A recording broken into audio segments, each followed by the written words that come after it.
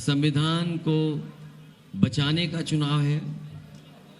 ये चुनाव इसलिए भी ज़रूरी है कि बहुत सारे लोग ये महसूस करते हैं कि उत्तर प्रदेश का चुनाव लोकतंत्र को बचाएगा, इसलिए लोकतंत्र को बचाने का भी चुनाव है।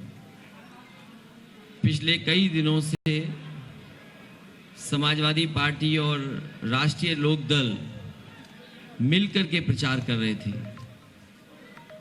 अब क्योंकि समय बहुत कम बचा है, कल मैं और आरएलडी के राष्ट्रीय अध्यक्ष जयंत चौधरी जी आगरा में थे।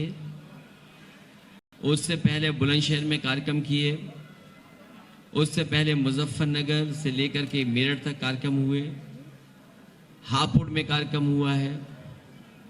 और जो पहले चरण की हवा बता रही है, जो पहले चरण का माहौल है, उत्तर प्रदेश की जनता ने मन बना लिया है कि भारतीय जनता पार्टी का पूरा उत्तर प्रदेश से सफाया होगा। आज मैं अलीगढ़ में आपके बीच में समाजवादी पार्टी और आरएलडी के जितने प्रत्याशी हैं, उनके सहयोग और समर्थन के लिए मैं आया हूं। मैं आपके माध्यम से अपील करता हूं कि आरएलडी और समाजवादी पार्टी के जितने भी प्रत्याशी हैं, उन्हें भारी बहुमत से जिताने का काम करें। भारतीय जनता पार्टी जो पिछले कई समय से उत्तर प्रदेश तो देश की सरकार चला रही है, कहने को तो डबल इंजन की सरकार है, लेकिन डबल इंजन की सरकार ने जिस तरीके से किसानों को निराश किया है, कोई कल्पना नहीं कर सकता था कि किसानों के ऊपर इस तरीके से अन्याय होगा।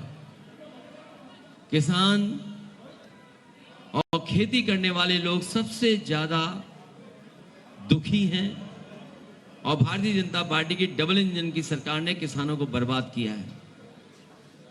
कौन नहीं जानता कि किसानों को साल भर बैठना पड़ गया, साल से ज्यादा बैठना पड़ गया।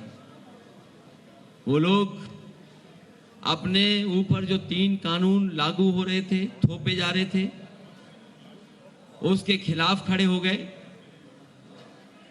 लगातार उत्तर प्रदेश, पंजाब और देश के किसान आए। सरकार उस समय गुणगान कर रही थी 3 कानूनों की, और अंततः जैसे ही चुनाव करीब आया, उत्तर प्रदेश और पंजाब का चुनाव देखते हुए भारतीय जनता पार्टी ने तीनों काले कानून वापस ले लिए। हम लोग जानना चाहते हैं कि उस समय जब 3 काले कानून लागू हो रहे थे, उस समय आप कानून की अच्छाई बता रहे थे और किसानों के हक में बता रहे थे, लेकिन जैसे ही तीनों कानून वापस लिए, हम लोग जानना चाहते हैं कि भारतीय जनता पार्टी के लोग ये बताएं कि अब उनके हक में क्यों है। अगर लाना हक में था किसानों के 3 कानून, तो क्या 3 कानून वापस लेना भी हक में था? ये किसान की दुर्दशा है कि किसान को खाद नहीं मिल रही। जिस समय उसे खाद की जरूरत थी, किसी किसान को खाद ये सरकार नहीं दिला पाई। खाद के अलावा जो बोरी में चोरी हुई है, खाद अगर मिल भी गई किसान को, तो बोरी में से चोरी देखी उसने। डीजल, पेट्रोल, हर जरूरत की चीज महंगी है। और सोचिए, अगर कमाई आधी हो जाएगी और महंगाई दुगनी होगी, तो किसान के परिवार में खुशहाली कैसे आएगी? कोविड के समय पर, कोरोना के समय पर यहां पर चलते हुए मजदूरों को देखा है। इसी रोड से, जीटी रोड से न जाने कितने मजदूर जो महाराष्ट्र, गुजरात में थे या दिल्ली में थे, अन्य प्रदेशों में थे, इसी रास्ते उत्तर प्रदेश के अपने घर पहुंचे और बिहार के घर पर पहुंचे हैं। हम जानना चाहते हैं, जब सरकार की सबसे ज्यादा जरूरत थी, उस समय मजदूरों को अनाज छोड़ने का काम अगर किसी ने किया, तो वो भारतीय जनता पार्टी की सरकार है। इस देश का मजदूर और खासकर उत्तर प्रदेश का मजदूर भूल नहीं सकता कि किस तरीके से सरकार ने मजबूर किया था उन्हें पैदल पैदल चलने के लिए।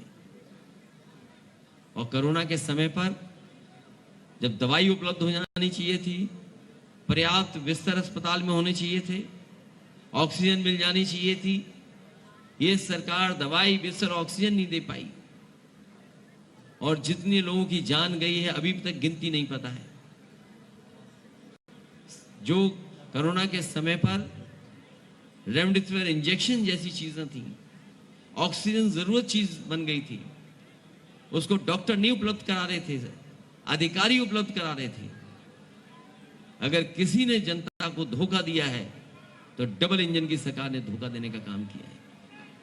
आज नौकरी और रोजगार नहीं है। हाँ, इसके बाद नौकरी रोजगार नहीं है। कहां है नौकरी और रोजगार? जो कारखाने लगने थे, मुझे खुशी इस बात की कि अलीगढ़ को भी वो शामिल करें डिफेंस कॉरिडोर में। अब मुझे तो नहीं पता कि क्या बनने जा रहा है यहां पर और क्या बन करके तैयार हो जाएगा।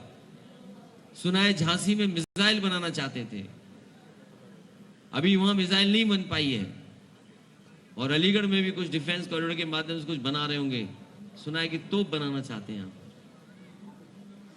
लेकिन कहां है डिफेंस कॉरिडोर? और जो इन्वेस्टमेंट के बहाने लगभग 4.5 लाख करोड़ का एमओयू साइन हुआ था, वो एमओयूज कहां है? क्या कोई नया उद्योग कारखाना लगा? मुझे याद है जिस समय ओम प्रकाश राजभर जी और हम लोगों ने सहयोगी दल ने पहली मीटिंग की थी मऊ जिले में, उसी समय तय कर दिया था कि भारतीय जनता पार्टी का दरवाजा बंद करके उसमें कुंडी लगा दी गई है और अलीगढ़ के लोग ताले लगाने का काम करेंगे। जब से आरएलडी और समाजवादी संघ आए हैं पश्चिम में, भारतीय जनता पार्टी के लिए हमेशा हमेशा के लिए ताले लगाने का काम अगर कोई करेगा तो अलीगढ़ के लोग करेंगे। उनकी भाषा देखिए, आज उन्हें जवाब देना चाहिए अपने संकल्प पत्र पर जो उन्होंने 5 साल पहले जनता के बीच में रखा था।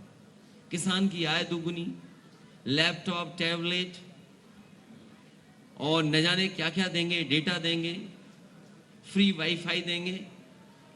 लखनऊ में तो बड़े पैमाने पे लैपटॉप बढ़ गए, स्मार्टफोन बढ़ गए। बताओ अलीगढ़ के लोगों को कितना मिल गया? और मैं कह सकता हूं कि समाजवादी सरकार के समय जितने काम हुए थे आज भी जमीन पर दिखाई दे रहे हैं। अगर कोरोना के समय पर सबसे ज्यादा मदद की किसी ने तो वो एम्बुलेंस थी। पुलिस का नंबर 100 से 112 करके कबाड़ा कर दिया सरकार ने। और लैपटॉप जिसके घर में भी होगा वो आज भी समाजवादी सरकार में के दिए हुए चल रहे होंगे, आज भी बंद नहीं हुए होंगे।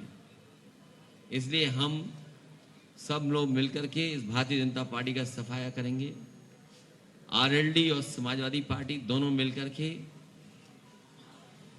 एक गठबंधन तैयार किए हैं और बड़े पैमाने पे छोटे दल, क्षेत्रीय दलों को लाने का काम किया है।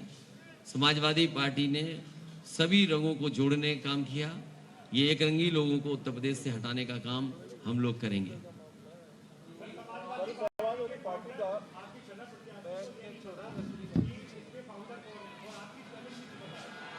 देखिए,